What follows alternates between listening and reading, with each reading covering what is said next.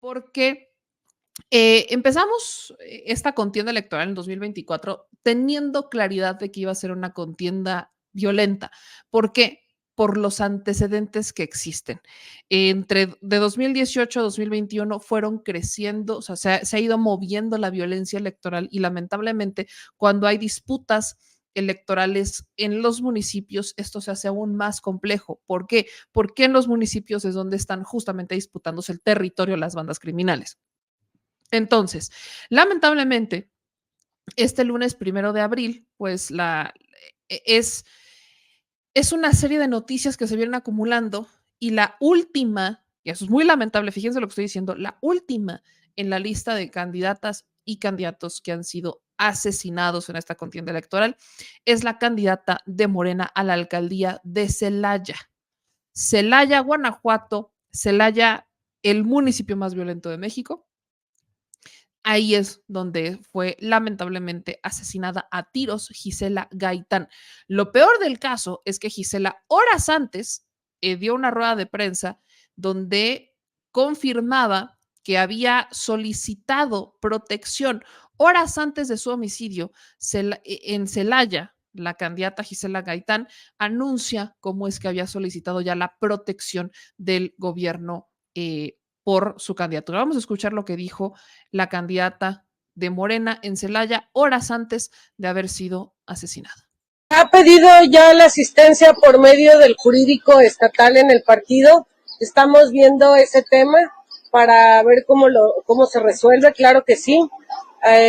La ciudadanía está con nosotros, nos cuida, pero sí, claro que vamos a tener protocolos de seguridad mismos que ya está viendo el jurídico del partido en el estado con el INE y con el IEG, evidentemente. Hasta ahorita no cuenta con ningún tipo de seguridad. Sí, claro, ya se cuenta con seguridad y qué mejor seguridad que los ciudadanos, pero además, si se cuenta hoy, darle gracias, ahí nos estuvo cuidando ahorita la Secretaría de Seguridad Ciudadana en el mercado, decirles que hoy decido abrir mi campaña en el mercado Morelos con todos los comerciantes, ¿no? Gente buena, gente trabajadora como todos los celayenses y que evidentemente pues son la parte estructural que mueve la economía aquí en Celaya.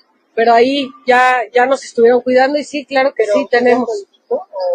No, llegaron ahí, pero y gracias por cuidarnos. Pero usted no ha solicitado que policía. La solicitamos por el medio jurídico estatal, ese es el medio que se debe de seguir, no yo como candidata, sino el partido la solicitó al INE y al IEG. Vamos a ver si hoy nos tienen alguna respuesta sobre eso. Sí se solicitó. Pues ahí está, ella horas antes decía que se había solicitado, pero se sentía tranquila, o al menos daba esa sensación, porque justamente decía que a ella la cuidaba el pueblo. El problema es que estamos hablando de Celaya. Hay un video que se compartió en redes sociales, no dura mucho, pero no lo voy a poner justamente aunque no se ve y solamente se escucha. No, por las imágenes. O sea, hay un tema ahí con YouTube en donde sí nos hacen como ya mucho, exacto, ya detecta mucho el tema de la violencia y pues no es gráfico, pero es un video de 6 segundos donde solamente se oyen los gritos de apoyo y luego se suman detonaciones de armas. O sea, está en un evento, está en un meeting, se están escuchando que le gritan Morena, Morena, y entonces se escuchan 7 detonaciones de arma de fuego y ya empiezan a correr pues las imágenes donde lamentablemente pues están todos los elementos. Este lunes será el segundo día de campaña porque recuerden que ya arrancamos las campañas en los estados y también o sea, lo que faltaba de empezar campañas ya empezó, que son en algunas gubernaturas y municipios. Estamos hablando de más de 20,000 cargos aproximadamente. Ya en este momento todos están en campaña. Entonces, hoy era el segundo día de campaña en Guanajuato. En la mañana, como les comentó, la candidata le habían preguntado sobre si pensaba llevar seguridad y ella dijo que sí había pedido la asistencia por el medio jurídico estatal en el partido y estaban viendo cómo se resolvía. Eh, Repito lo que dijo, que ella decía, más bien, la ciudadanía está con nosotros, la gente nos cuida, pero sí va a haber protocolos de seguridad.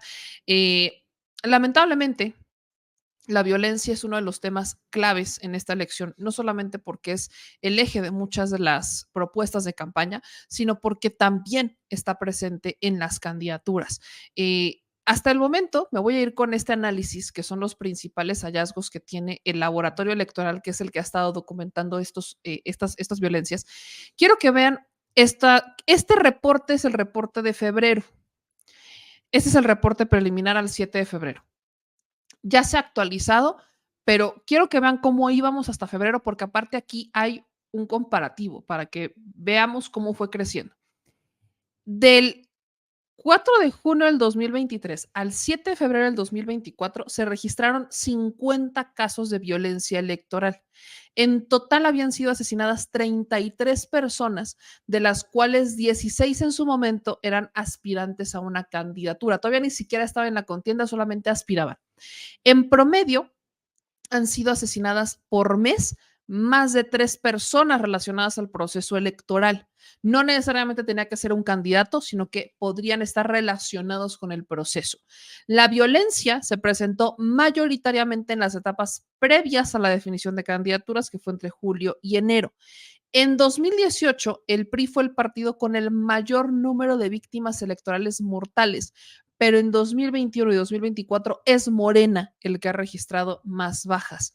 A pesar de su reducido tamaño, el PRD ha mantenido una preocupante tendencia en el número de víctimas mortales de violencia desde 2018. Los asesinatos por violencia electoral se han registrado en 13 de las 32 entidades federativas, siendo Guerrero la entidad con mayor incidencia por violencia electoral registrada. Al igual que en 2018 y 2021, en el ámbito municipal es donde se presenta la mayor cantidad de casos de aspirantes asesinados. Tenemos registro de al menos 41 casos de violencia política no electoral, funcionarios en activo, antiguos aspirantes, entre otros. Y aquí te da como una serie de introducción, pero me voy a ir a los datos duros. El actual proceso que da inicio o dio inicio el 7 de septiembre del 2023, estamos hablando de 20.367 cargos. Son 20.367. De estos cargos son 629 federales, que estamos hablando diputados, senadores y sus respectivos plurinominales, presidente de la República. Y son 19.738 locales, que son las gubernaturas, jefatura de gobierno y más de 1.800 municipios, teniendo la posibilidad de que voten más de 100 millones de personas dentro y fuera del país. En este periodo se han registrado 50 casos de violencia electoral, como lo decía. ¿Cuáles han sido las personas asesinadas? ¿Quiénes son? Se han registrado 33, al menos ese era el dato duro hasta febrero. Habrá que ver cómo se actualiza ahorita. Pero vean esta gráfica. En el momento en donde más casos se dieron fue en enero. O sea, el pico más alto fue en enero de este año. Ahí se registraron solamente 9 casos. De ahí nos vamos al previo, que fue julio, con 6. Y esto coincide con la selección de precandidaturas y con la conclusión de las precampañas, comprobando una tendencia que se da en procesos electorales pasados, se relaciona con los tiempos de definición de candidaturas con picos de violencia. Si nos ponemos a interpretar esto, ¿qué significa que en estos momentos se diera la mayor cantidad de asesinatos en los momentos de definición de candidaturas, ya sea precandidaturas o candidaturas finales? Que si tenemos a grupos criminales disputándose un territorio, y hay candidatos que no se alinean o que no les convienen, los sacan del camino. Esa podría ser una interpretación, sobre todo cuando estamos hablando municipalmente. De las 33 víctimas mortales registradas, 28 se identificaban como hombres y 5 como mujeres. Sin embargo, de las víctimas de otros tipos de violencia electoral, por ejemplo, atentados o amenazas, las mujeres representan el 47% de los casos y los hombres el 52%. Esto podría también ser consistente con la cantidad de cargos que se están disputando, pero al final es un tema que más o menos hay. Los asesinatos por violencia electoral se han registrado en 13 de las entidades, siendo Guerrero con mayor incidencia, luego Veracruz, Michoacán. Por su parte, Chihuahua, Ciudad de México, Colima, Jalisco, Morelos y Zacatecas han sido estados con menos registros e incidencia de víctimas mortales por violencia electoral, registrando uno cada uno. Respecto a la afiliación partidista, y aquí es donde está lo que les digo, vean la cantidad de personas que lamentablemente han perdido la vida, a qué partidos corresponden. Principalmente en este momento es Morena. O sea, principalmente es el partido al que más corresponde. En los casos de aspirantes a partidos políticos, en primer lugar está el Morena, en segundo está el PAN y en un tercer lugar está Movimiento Ciudadano, que son ya aspirantes que fueron asesinados. Morena es el que está encabezando esta lista. Y aquí vienen los nombres de, lamentablemente, los que han sido asesinados, ¿no? Dice, al comparar la afiliación partidista de la gubernatura del estado con la afiliación partidista de las 16 personas que aspiraban a un cargo de elección popular, se llegaron a los siguientes resultados.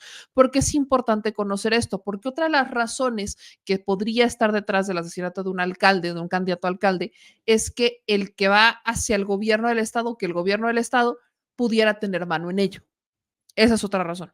Entonces, es importante ver si responden al mismo, a la misma filiación política, pues. Y aquí vemos, por ejemplo, en el caso de Samantha Carolina Gómez Fonseca, ella era de Xochimilco y es un gobierno morenista. Si nos vamos al caso de David Rey González, él era priista, él es asesinado en el ejido de la Pita, en Chiapas, y actualmente tenemos un gobernador y presidente municipal que responden a Morena. En el caso de Colima, tienes a Sergio Hueso, que lamentablemente él es de Movimiento Ciudadano, fallece o lo asesinan, en el municipio de Armería, y aquí tienes gobierno, y, o sea, los dos gobiernos son morenistas. En el Estado de México, en el municipio de Villa de Carbón, tienes a un candidato de Morena que es asesinado, que es Miguel Ángel Cruz Robles, y el Estado de México es gobernado por Morena, pero la presidencia municipal es del PRI. En el caso de Guanajuato, tienes en Salvatierra a Alejandro Lanús Hernández y todos son panistas. El candidato es asesinado es panista, el gobierno es panista y la alcaldía es panista. En el caso de Guerrero, vean cuántos casos son. En el caso de Guerrero tienes gobierno estatal morenista y tienes uno de Movimiento Ciudadano, que es el de Citlala, y asesinan a un candidato del PAN. Acapulco, a Ricardo Taja, ¿no? Que de hecho Ricardo Taja iba muy fuerte también rumbo a las encuestas y asesinan a Ricardo Taja. En el caso del PRD, en el municipio de Chilapa, es a Marcelino Ruiz, que es del PRD, y Acapulco, a Moisés Tomás Juárez Abarca. Los apellidos nos suenan un poco. Sí. Que es primo, exactamente, justo por ahí va la línea. Juárez Abarca, independientemente de eso, era un candidato del PRD. Ahora, Jalisco, gobierno estatal morenista, municipal, no es cierto, estatal emesista, municipal morenista, es el municipio de Mascota, y asesinan a uno del Partido Verde. Y así nos podemos ir. Vean, aquí están todos los datos. En el caso de Puebla tenemos, por ejemplo, Chietla y Chautla, que están hacia la Mixteca. Porfirio Hernández, morenista, panista, Javier Torres, los dos asesinados. Chautla actualmente es gobernado por el PRI, Chietla por Morena. Y así tenemos estas tablas. El asunto es que lamentablemente aquí es lo que yo lo pregunté la otra vez cuando hicieron la presentación de seguridad, que me tocó ir hace que será como 20 días, un poquito más, no, como creo que casi el mes, cuando va la secretaria de Seguridad y preguntan en la mañanera sobre cómo le va a hacer el gobierno para garantizar la seguridad. Y la secretaria de Seguridad, Rosa Isela, hablaba de una cobertura hacia lo nacional y hacia los estados, pero hablaba de una distribución estatal, o sea, no lo pueden hacer todo el gobierno federal, porque estamos hablando de 20,000 cargos de elección popular, entonces sería desplegar 20,000 operativos si es que se solicitaran. Nunca cerró la puerta a que si había una solicitud a lo federal, fuera el federal el que garantizara la protección, pero a lo que voy es que desde el gobierno federal hablaron de garantizar la protección, pero lo que les corresponde. Es decir, si hay elecciones estatales, entonces le correspondería al gobierno estatal dar la protección. Y aquí hago el comparativo, por ejemplo, cuando toca el mecanismo de protección de personas periodistas o defensores de derechos humanos, que cuando empiezan a hacer las modificaciones, una de las modificaciones fue que le delegarían a los gobiernos estatales la protección de los periodistas en sus estados, para que el gobierno federal no asumiera todo ese costo, sino que también se involucrara a los gobiernos estatales.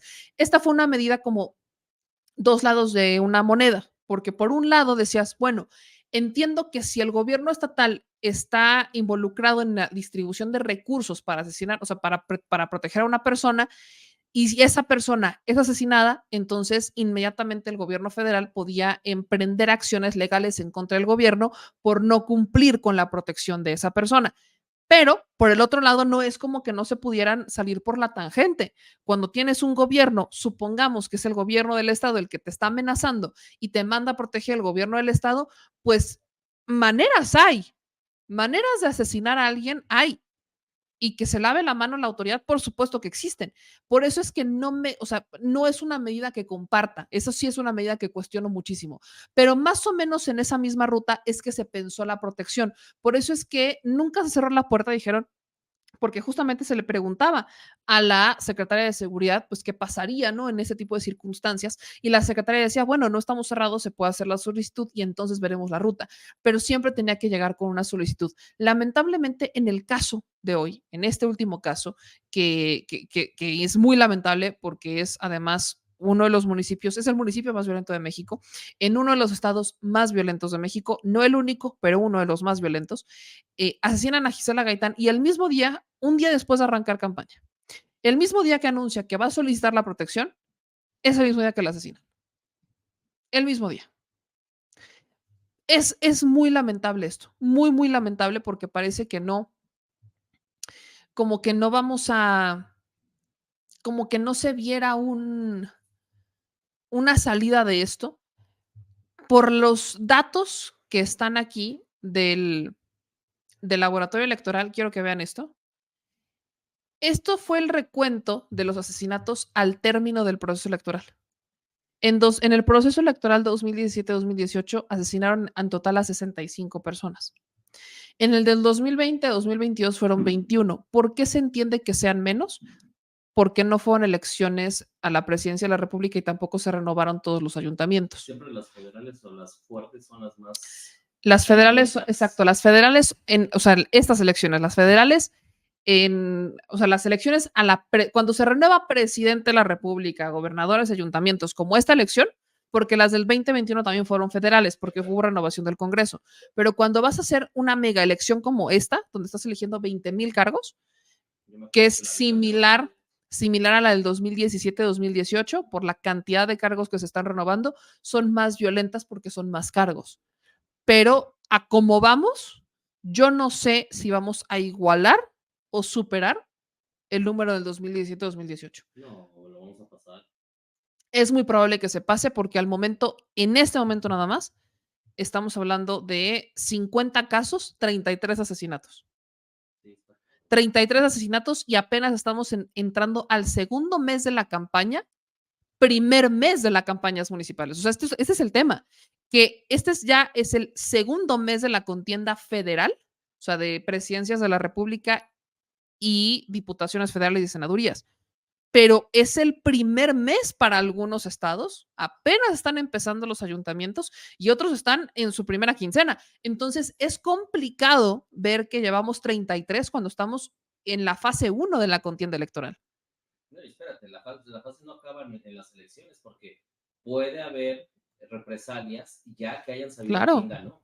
Por supuesto, o sea, aquí lo que informa el reporte que a mí me parece importante es que ellos detectan que el incremento de los homicidios está en los tiempos de definiciones, no cuando ya ganaron, que hace mucho más sentido. En los tiempos de definiciones, porque eliminas a los antes de que empiece todo. Claro. Y lo haces justamente para que lo suplas con otra persona. Exacto. No, o sea, es un tema de y lo digo de esta manera, pareciera fría, pero así es como es una interpretación. No digo que sea la última, pero es una interpretación. Si en tiempos de definiciones eliminas a un candidato, obligas al partido político a meter a otro. Y ahí es en donde el crimen tiene la oportunidad de meter a un candidato que le favorezca. Porque entras en voy a matar a este que no me beneficia porque hay otra persona que sí.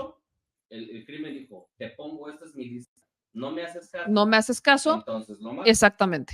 Entonces, exactamente. Para que me hagas caso, entonces abro el hueco. Exactamente. O sea, es abrir el hueco a fuerza. Uh-huh. Y lamentablemente estamos viendo que la mayor cantidad de candidatos que están siendo asesinados en este momento son de Morena. No son exclusivos. Hace unos días, bueno, como 20 días, no 15 días, es alguien en Chiapas. Uh-huh. Apenas la semana pasada un atentado en Chiapas. Entonces, Chiapas también está empezando, pese a que no es una de las entidades que mayor violencia tenga, está subiendo. Guerrero es de las No, principales. ya Ya está está subiendo subiendo. incremental. Guerrero es de las Hoy tuvo principales. un caso también, O sea, hay candidato atentados. al Senado. Y vean, por ejemplo, Chiapas. ¿Por qué está creciendo? ¿Qué interés hay en Chiapas? ¿Dónde se están moviendo en este momento los cárteles con su negocio no tan nuevo, pero ahora uno de los negocios más Pues sí, digo, intensos, el asunto migratorio? está surgiendo el cártel de Chiapas, Guatemala, Ujú, que es el que está blindando ahí toda la zona y que se están haciendo ujú. los que están protegiendo a la comunidad de extorsiones y de todo lo que conlleva crimen, Así delitos de es. piso, lo que es narcotráfico, porque según no quieren, no dejan pasar al cártel de Sinaloa. Exactamente. Y Pero tienes la disputa con el cártel Jalisco Nueva Generación y el cártel de Sinaloa. que efectivamente acaban de sacar ayer, no me acuerdo si fue ayer o hoy, un video, este cártel de Chiapas, diciendo que el cártel de Jalisco no está, desmienten que está dentro de Chiapas, que el que está es el de Sinaloa, peleándose en la plaza por ser un punto importante en el trasiego de droga que viene de Centroamérica. Así es. Por ejemplo, hace unos días en Puebla, en Acatzingo, asesinaron a otro candidato de Morena también. Si nos ponemos si nos ponemos a analizar en dónde se están dando los asesinatos municipalmente, no lo veamos solamente a una escala estatal o nacional, véanlo en la escala municipal, en dónde están, ¿qué, cuáles son los intereses que ahí están? No lo puedes ver de otra manera, lo tienes que ver municipalmente. ¿Por qué ahí? Cuando empiezas a ver las notas, las relacionadas con la situación de seguridad en los últimos meses, años, empiezas a entender por qué ahí. En Chiapas, ¿en qué zona de Chiapas? En Puebla, ¿en qué zona de Puebla? En Guerrero, ¿en qué zona de Guerrero? En Guanajuato, ¿en qué zona del estado de Guanajuato? Así es como empiezas digamos, para empezar o analizarlo de esta manera, pues es justamente donde entiendes el dónde está el tema. Porque muchos me dicen, no, es que es porque hay pactos con el crimen. Más allá de entender si hay pactos o no hay pactos con el crimen, que por supuesto se dan, cuando hay un asesinato es porque esa persona estorba. Esa persona estorba. ¿A quién le estorba? Y aquí, por ejemplo, en el caso de Guanajuato, en el caso de Guerrero y en el caso incluso de Chiapas, mi pregunta es, ¿va a haber investigaciones y cómo van a resultar las investigaciones? Porque en el caso de Guanajuato tienes un fiscal que tiene 14 años, ya 15 en el mismo cargo, y que lejos de resolver los temas de seguridad y meter a la cárcel a los criminales, los ha dejado libres. En el caso de Guerrero, no tenemos fiscal.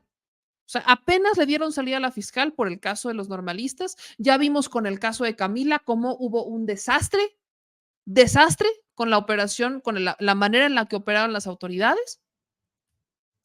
¿Y qué va a pasar con los asesinatos en Guerrero? En Chiapas, o sea, siempre hay una bronca con las fiscalías. Hay una bronca bien, bien fea con las fiscalías porque aparentemente están, te van diciendo que todo está muy bien según sus informes, pero cuando las ves operar, pues no están operando a como la gente tiene la necesidad. Hay mucho trabajo que hacer para combatir la impunidad.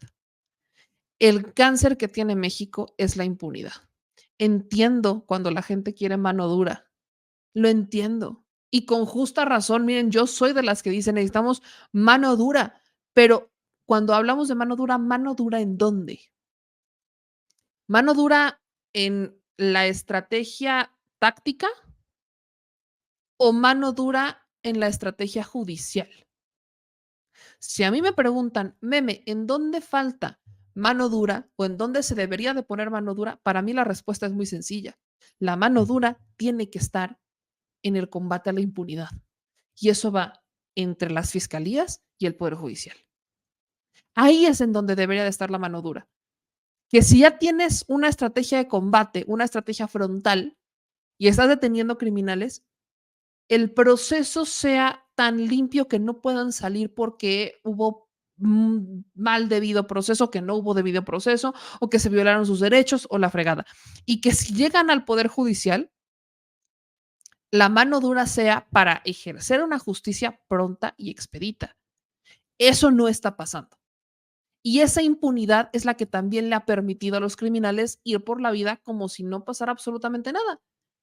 Más allá de que me digan que también ahí es en donde entra, es que necesitamos la estrategia Bukele. A ver, si quieren la estrategia Bukele, apliquemos la estrategia Bukele, pensémosla, repensémosla, pero en las fiscalías y en el Poder Judicial. Porque ¿de qué te sirve que implementes una estrategia con inteligencia para detener criminales cuando van a llegar y no los van a procesar? Cuando los van a ayudar desde las fiscalías, cuando los van a ayudar desde el Poder Judicial. Ahí necesitamos una estrategia tan dura que le dé miedo a los criminales cometer delitos para que no digan, ah, no. Y eso, diseñar esa estrategia es compleja porque la inseguridad, la violencia, la corrupción de las instituciones está ahí. Los criminales pagan y es o pagas o mueres. Entonces es muy complicado hablar de esto, pero hay que seguirlo haciendo porque las cifras están subiendo y yo lo veo con muchísima, muchísima preocupación en la manera en la que están subiendo las cifras de los candidatos que están siendo lamentablemente asesinados. Así que vamos a estar muy pendientes de las actualizaciones que se están dando en esto, porque honestamente, pues sí, lo veo con mucha, mucha, mucha preocupación.